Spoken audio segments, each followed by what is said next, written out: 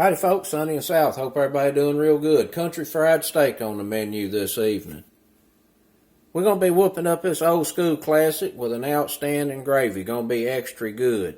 I got about 4 cube steaks here that's been marinating in some buttermilk since this morning. Been in the refrigerator there soaking for about 8 hours. That's just to help tenderize that cube steak. There's another way to do this where this cube steak is actually cooked in its gravy and simmered for a couple of hours and it ends up nice and tender. I actually prefer this method. This is the way I usually do it. And this country fried steak is not the same as chicken fried steak. I don't know why the two get confused so darn much. Chicken fried steak is very crispy. It's battered just like chicken would be, and it's served with a peppery milk-based gravy. Country fried steak is much simpler. It does not have a thick, crispy crust on it, and it's served with a brown gravy. Other than a cube steak, you're going to need about 1.25 cups of all-purpose flour. You're going to need some high smoke point frying oil, a little garlic powder, some type of multi-purpose salted seasoning, and some beef broth. That is unsalted beef broth. We'll add the salt as needed. First thing we got to do is get this cube steak out of that buttermilk that has really tenderized that meat and get it extra dry. Let's get to cooking. Now this process right here is very important. If there's any moisture that is on the surface of this beef, it is going to steam and it's going to blow your flour off.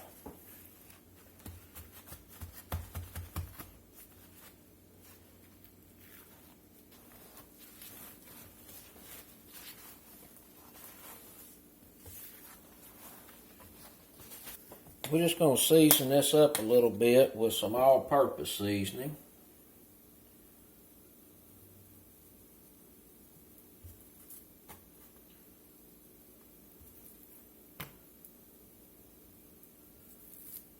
We got some flour here. We're going to go in with a little all-purpose seasoning on this. About 1.5 teaspoons, 2 teaspoons in there. Get a little garlic powder in here. Get some pep in. Put some pepper on it. We're just going to dredge the beef cutlets in this flour and really pack it in there, because you know when they run this through the tenderizer you end up with these little crevices. So I like to really make sure I get it packed with the flour real good.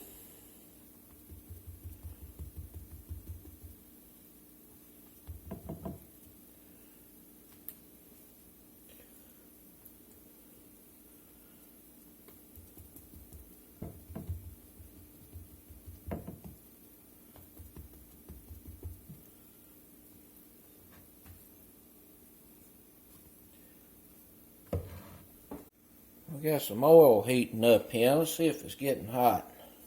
Oh yeah, she's ready. I'm going to lay her steaks down in here, let them start frying.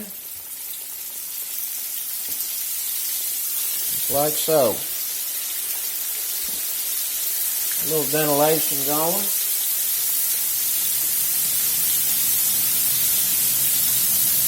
And we're going to cook these about 3 or 4 minutes on that side and then flip. You don't want to overcook these. They've been tenderized. If you overcook them, they're going to get tough on you. And they ain't going to be good.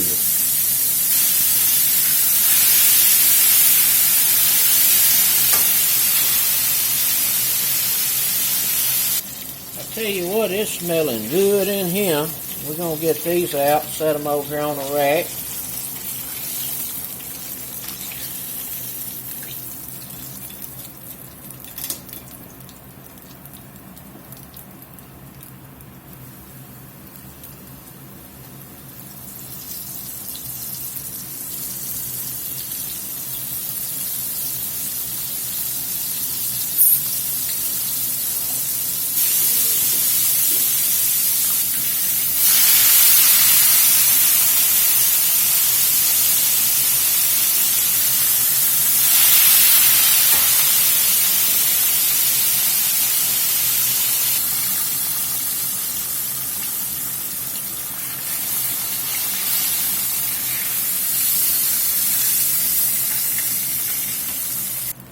We're going to pour a lot of this oil off.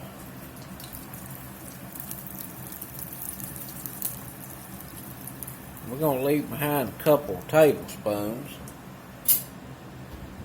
We got some nice brown flour there in the bottom of that oil. We're going to go in with a little more of this seasoned flour that we breaded the meat with.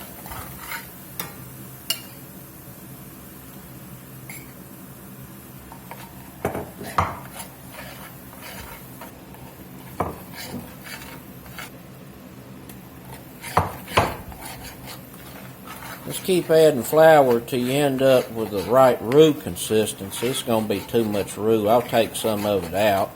But we want to let this cook here a few minutes. Just cook this raw out of this flour.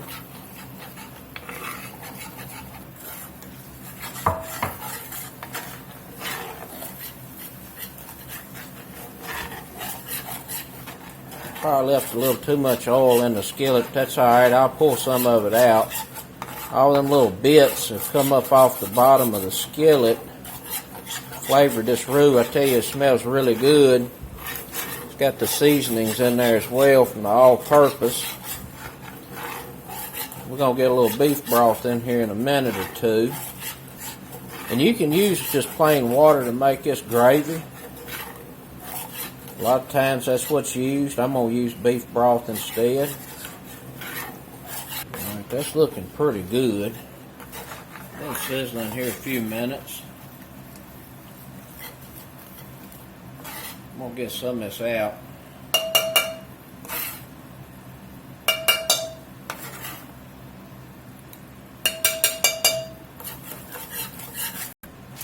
Not trying to make a ton of gravy for 4 cutlets.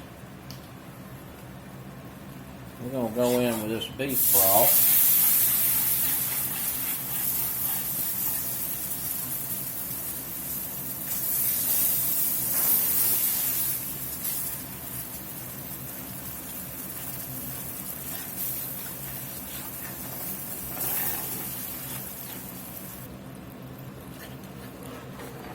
It's about 2 cups of beef broth right there.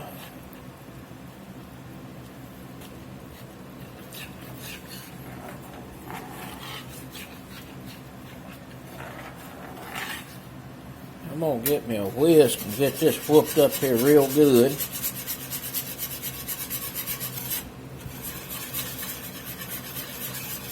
There's a little more beef broth in there.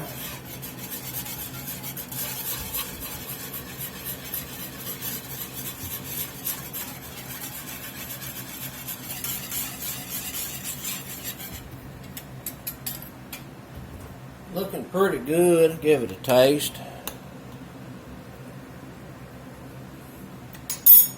Real nice little brown gravy right there. Gonna need a little salt. That was unsalted beef broth that I was using.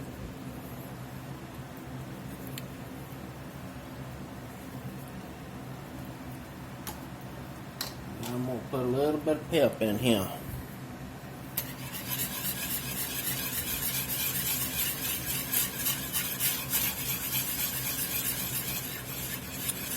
And them little brown bits that's on the bottom of this skillet gives this a very unique flavor.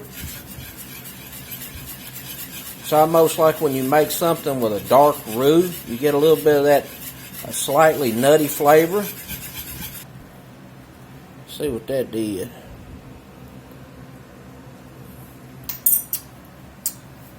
Rather folks approve. Let's get this plated up. Time to eat.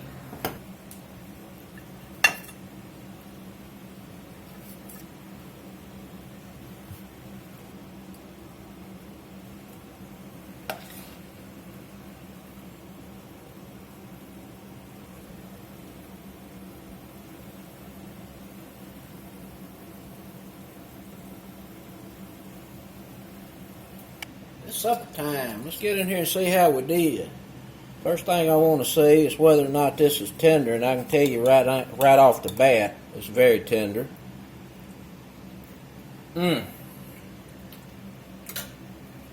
My goodness, that's delicious. We can cut it with a fork. This gravy. Boy, I tell you, that is good. Them old school dishes I just absolutely love.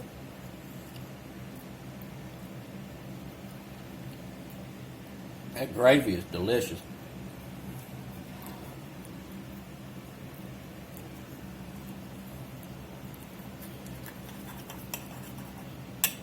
This beef is seasoned real well.